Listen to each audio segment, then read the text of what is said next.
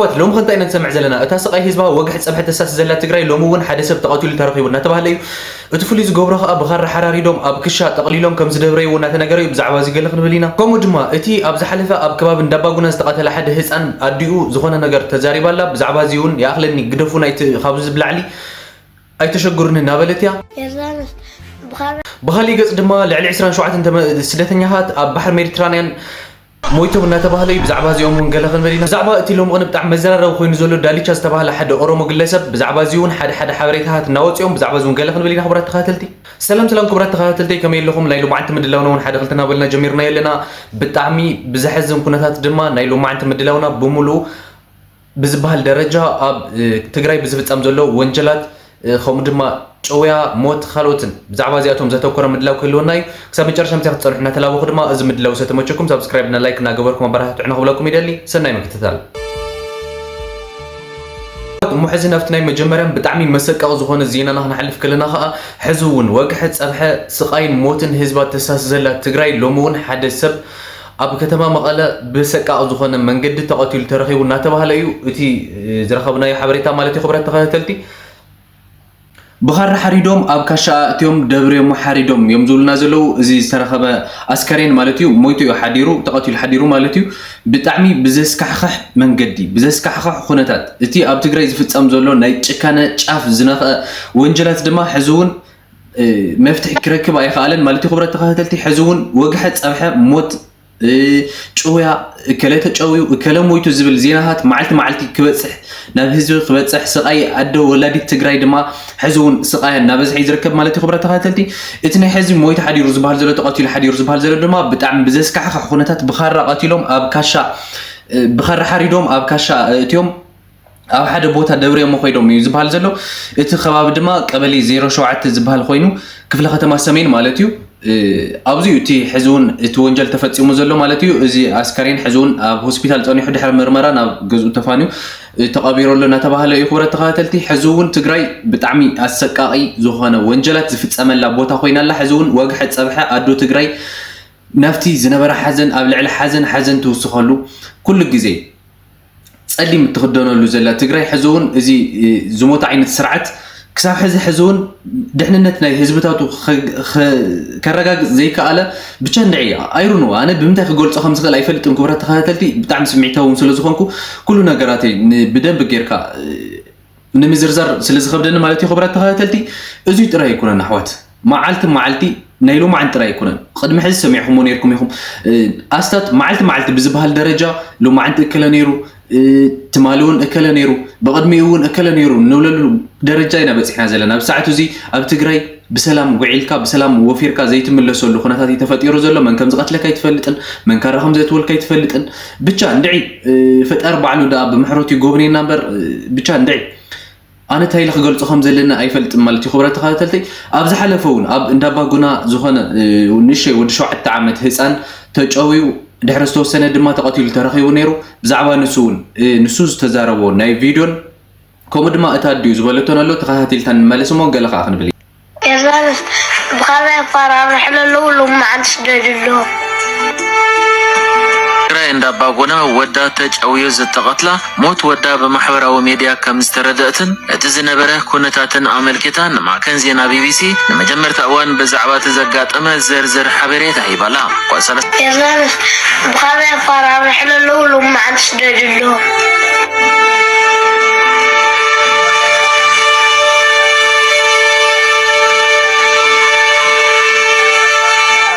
تولد كله إسرائيل ولا هم شعب سنتي زعبوا كله خاني دباونا ورد كده تملا زبال كتما مالتي هو أجد ولا عقسيلهم من دهالو كان زي قتلوا ومسيلهم جنزب نخسد لهم بحد مليون كم زجلا قلنا 4 كم صعب لهم جرم معي حسن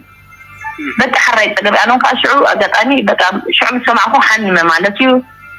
تايمو كنا حنقول أصوم دكاتة أمات زبال حنيمة أب حكمنا هنا ولا سبي سدلو نبري بعلي سدلو بتعم خمس حمامكو فيديو تاكم دا سرح وأنا نسدل لهم نيرا خدون كوش لين إنسانا كله ما شاء الله كل نجار يتحوسك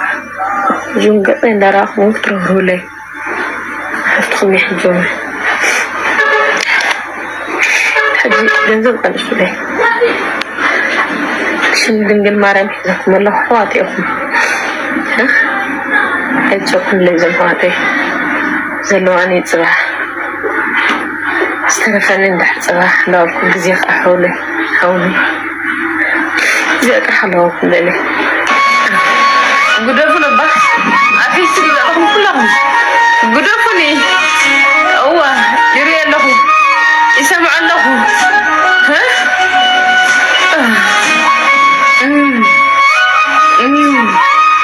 قدرفني أي تصحابوا لي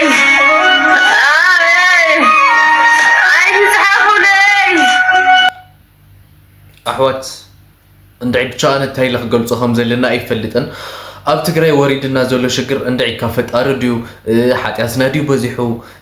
ታይና ጌርና ይፈልጥን ግን እዚ ህዝብ እዚ መዓልቲ ሓደ ብሓደ እናተመሰተ መዓልቲ ናይ ሓደ ሞት ናይ ሓደ ጮያ ናይ ሓደ መቕተልቲ ናይ ሓደ እከለ ከም ዝኾይኑ እከለ ከም ዝተፈጠሩ ብዝብል ወንጀላት ህዝብና ሕዝውን ሓደ ብሓደ ካፍቲ ዝኸፈ ካፍቲ ናይ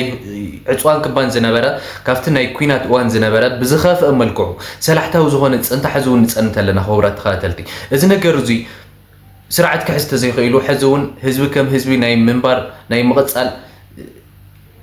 ኣብ ሓደጋ ከም ዝኣተወ እየ ኣነ ሕዝውን ዝርዳእኒ ዘሎ ማለት እዩ ዝሓፍትና ትርእይዋ ዘለኹም ምንም ዓይነት ርህራሄ ዘይብሎም ሸፋቱ ርጉማት ሸፋቱ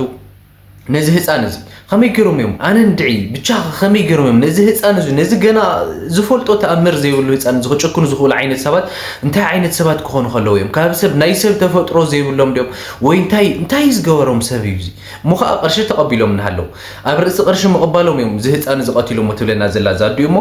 እንድዒ ብቻ ታይልካ ክትገልፆ ከም ትኽእል ኣይፍለጥን ኣብ ሰዓት እዚ እንታይ ዓይነት ጭካነ እዩ ኣብ ትግራይ ኣትዩ ዘሎ ሓው ንሓዊ ክጨክነሉ ከሎ ሓው ንሓዊ ይቕረሞ ሰብ ኣብ ልዕሊ ሰብ እዚ ይትረፍ ከምዚ ገይሩ ክቐትሎ ንእሽተይ ዝኾነ ነገር ክትወቅዖ ወይ ከዓ ገለ ክትብል ዝኾነ ቀደም ቆልዑት ከለና ክንባእስ ከለና ዝኾነ ክትወቅዕ ወይ ከዓ ገለ ክትባእስ ከለካ ኣብ ዘይጉዳኣሉ ኣብ ንእሽተይ ንሽዑ ክሕሞ ዝኽእል ዳ እምበር ንድሓር ዝኾነ ዓይነት በሰላ ከትርፈሉ ኣብ ዘይኽእል ኣብ ዘይመውት ኣብ ዘይነቆር ኣብ ዝኾነ ነገር ክተርፍ ከም ዘይኽእል ኢና ንእሽተይ ባዕልና እኮ ክንባእስ ከለና ባዕልና ማለት እዩ ከምኡ ንገበር ነይርና ናይ ሎሚ ግን ይትረፍ ሞት ድሓን ትኸይመውት ገለ ቅርሺ ተቐበልና ቀደም ሞ ድሓር ከዓ በሰቃቕ ዝኾነ ኩነታት ተቐትሎ ንኣብነት ናይ ሎማዓን ተረኺብናዮ ዘሎ ናይ ሎማዓን ተረኺቡ ዘሎ ተሓውና ኣብ መቐለ ተረኺቡ ዘሎ ካራ ገይሮም ሓራሪዶም ኣብ ክሻ እትዮም ቋፂሮም እዮም ደብሪዮም ተረኺቦም እዚ ኣስከሬን እዚ ናብ ሆስፒታል ከይዱ ተመርሚሩ ገለ እናተባህለ ከምዚ ዓይነት ወንጀላት ዝፍፀመላ ዓይነት ትግራይ ኢና በፂሕና ዘለና ክቡራት ተኸተልቲ እንድዒ ኣብ ምንታይ ዓይነት ግዜ በፂሕና ከም ዘለና እንታይ ዓይነት ሓጢያት ክህልወና ከሎ እዩ እቲ ስርዓት እቶም ፖለቲከኛታት ናይ ትግራይ ከምቲ ትፈልጥዎም እዮም ኣብ ክንዲ ንህዝቢ ኣብ ክንዲ ናይ ህዝቢ ድሕንነት ኣብ ክንዲ ፀጥታዊ ትግራይ ኣብ ክንዲ ምኽባር ፖለቲካዊ ምንቃር ቀዳምነት ሂቦም ዝሰርሑ ዘለዉ ፖለቲከኛታት መራሕትና እዮም እዚ ነገር እዚ ሕዚ እውን ከየቋርፅ ናይዚኦም ፃዕሪ ዘይምህላው እዩ ዘረርእየካ ማለት እዩ ክቡራት ተኸታተልቲ እስኪ ድሓን ትግራይ ሕዚ እውን መሕረቱ የውርደላ ፈጣሪ ክብል ዝደሊ ኣብዚ ነገር እዚ ብዙሕ ነገር ተዘይዛረቡን ስለ ዝምረፅ ማለት እዩ ክቡራት ተኸታተልቲ ሎማዓንቲ ብጣዕሚ ስምዒታዊ ኮይኑ ዘሎ ክቡራት ተኸታተልቲ ብደንቢ ሓሳበይ እውን በቃ ተቆፃፂረ ክዛረብ ኣይከኣልኩን ዘሎ ክቡራት ተኸታተልቲ ቅረቤታ ግብርለይ ኣብ ሊብያ ድማ እስኪ ንቐፅል ሜዲትራንያን ባሕሪ ክሻገሩ ልዕሊ 27 ዝኾኑ ስደተኛታት ጥሒሎም ተረኺቦም እናተባህለ እዩ ካብኣቶም ሬስኪ ኮሚቴ ናይዚ ባሕሪ ካብ ሓደጋ ንእሽተይ ዘምለጡ ብዙሓት ኣለዉ ልዕሊ 27 ዝኾኑ ግን ሞይቶም ሕዚ እውን እቲ ኣለሻ ይቐፅለሉ እናበሉና እዮም ዝርከቡ እስኪ ንእሽተይ ቪድዮ ኣሎ ብዛዕባ እናቱ እቶም ካብ ሓደጋ ዘውፁ ሰባት ከውፁ ከለዉ ዘርኢ ቪድዮ ምስሊ ማለት እዩ እስኪ ናብኡ ካሕልፈኩም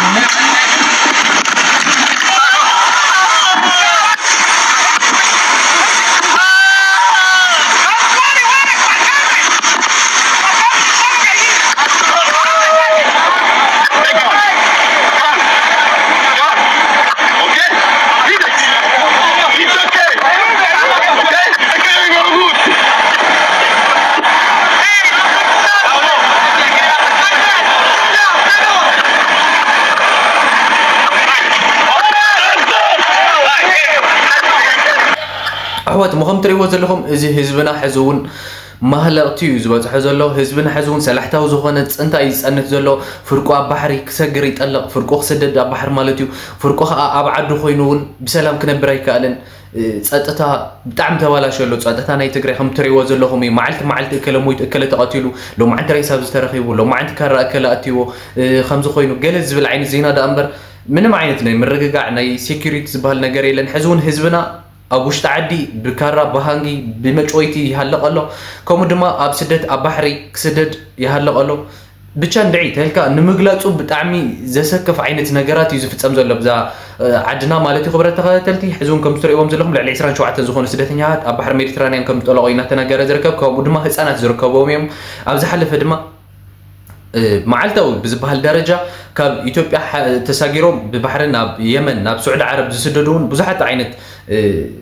ስደተኛታት እናጣሓሉ በብመዓልቱ እናጣሓሉ ከም ዝርከቡ እናተገለፀ ዝርከብ ክብረት ተኸታተልቲ ማለት እዩ ኣነ ብዚ ነገር እዚ ክሕልፎ ዝደሊ ግን ሕዚ እውን ልዕሊ ኩሉ ሂወትና እዩ ሞ ሂወትና ቀዲምና ኣብ ዓድና እንተ ጾምና ሓዲርና ዋላ ይኹን እቶም ሰባት ኩሉ ሰብ ረኺቦ ኣይኮነን ኣብ ገዝኡ ኣብ ዓዱ ዝነብር ዘሎ ተኽኢልና ኣብ ዓድና ንንበር ዋላ ጾምና ሓዲርና ተኻፊልና ሓንቲ ባን ተኻፊልካ ሓዲርካ ሂወትካ ምድሓን ይሓይሽ ተዘይ ኮይኑ ከዓ ብዝተኸኣለ መጠን ብሕጋዊ መንገዲ ብባሕሪ ዘይኮንስ ብሕጋዊ መንገዲ ተንኸይድ ተንስደድ ይኽብለኩም ዝደሊ ክብራት ተኸታተልቲ ምክንያቱ ካብ ሂወትና ብላዕሊ ምንም ዝቐርበና ነገር ስለዘየለ ማለት እዩ ክብራት ተኸታተልቲ እስኪ ንቐፅል ሕዚ ከዓ ብዛዕባ ኣብ ዝሓለፈ ብጣዕሚ መዘራረቢ ኮይኑ ዝቐነይ ዳልቻ ዝበሃል ቲክቶከር ናይ ኦሮሞ ኣብ ልዕሊ ኣዴታት ትግራይ ዝውረዶ ብጣዕሚ ሕማቕ ዝበሃል ምድፋር ምፅራፍ ክብሪ ኣዴታት ትግራይ ዝገሃሰ ወዲ ማለት እዩ ብዛዕባ ንሱ ተኣሲሩ ገለ ዝብል ነይሩ ንሱ ከምዘይተኣሰረን ሓሶት ከም ዝኾነ እናተነገረ ዝርከብ እስኪ ስታሊን ዝብሎ ነገር ኣለዎ ሞ እስኪ ንስማዕ ኢና ሲሉ ነበር ውሸት ዛሬ አመሻሽ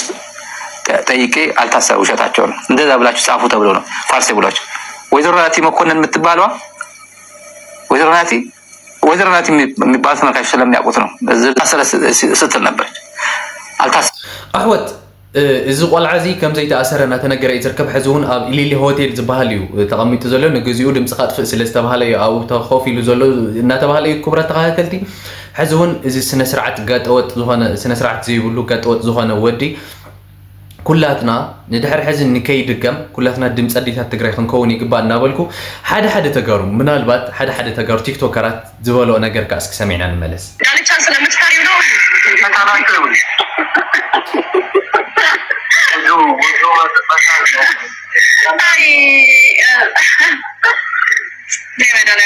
እንደዚህ እያላችሁ እያጋባላችሁ እንድናገር ነው ዳልቻ አልናገረውም እንዲገባ አብረው ቁጭ ብዬ እንደማወራ እንዳትረሱ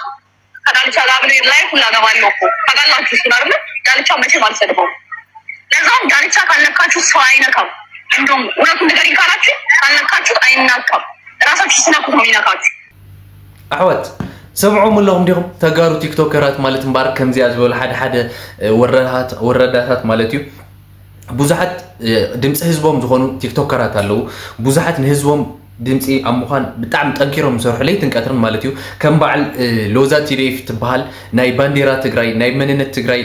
ሕቡእ መንነት ሒዛ እንድዒ ብቻ ታይለ ክገልፀ ከም ዘለና ኣይፈልጥን ግን እቲ ትብለና ዘላ ንሳ ዳልቻ ሓቂ ክነግረኩም ዳልቻ ተዘይነኺእኹሞ ኣይነኽአኩምን እያ ትብለና ዘላ እሺ ዝሓፍትና ሎዛ ቲዴፍ ተዘይነኺእናዮ ኣይነክእን ካበልክዮ ሲ ኣዴታት ትግራይ ዳ ንዳልቻ በየን ዝፈልጦ እንታይ ለኔን ነኽእኖ እንታይ ለኔን ፀሪፈኖ እንታይ ለኔን ኣዴታት ተዋሪደናሉ እንታይ ለኔን ክብሪ ዓዲ ነኽእናሉ እንታይ ክብልኦ ከለዋ ኢዳ ክንድዙይ ዝኣክል ንኣዴታት ትግራይ ዝዳፈረን ዘሎ ዳልቻ ሲ ክንድዙይ ዝኣክል ሕማቕ ቃል ኣፀያፊ ዝኾነ እተን ክቡራት ኣዴታትና ዝፀርፈልና ሲ እንታይ ክኸውን ከሎ እዩ ክቡራት ቤተሰብ ኣይሮኖ እንድዒ ብቻ ብምንታይ ከም ተሓስብ ለወዘቲ ዴፍ ትበሃል ብምንታይ ከም ተሓስብ እንታይ ዓይነት መሕሰበ ከም ዘለዋ ኣይፈልጥን ምናልባት ጮማራት ዝብልዋ ሓደ ሰባት ሜቢ ንዛ ሰብ እዚኣ ክገልፃ ከም ዝኽእል ምናልባት ይጠራጠር ኣለኹ ማለት እዩ ክብረት ተኸታተልቲ ዝኾነ ኮይኑ ኣዴታት ትግራይ ምንም ከይነኽኦ ምንም ከይበልኦ ከምዚ ዝብል ዳልቻ ምናልባት ሓውሎ ዛቲ ዲኤፍ ክኸውን ከም ዝኽእል እናተጠራጠርና ንቐጥል ማለት እዩ ክብረት ተኸታተልቲ እሞ ኣነ ሎማዓንቲ ልትነበረኒ ምድላው ኣብዛዚ መለኹ ክብረት ተኸታተልቲ እዚ ምድላው ዝተመቸኩም ከዓ ሳብስክራይብ እና ላይክ ምግባር ከይትርስዑ ሰላም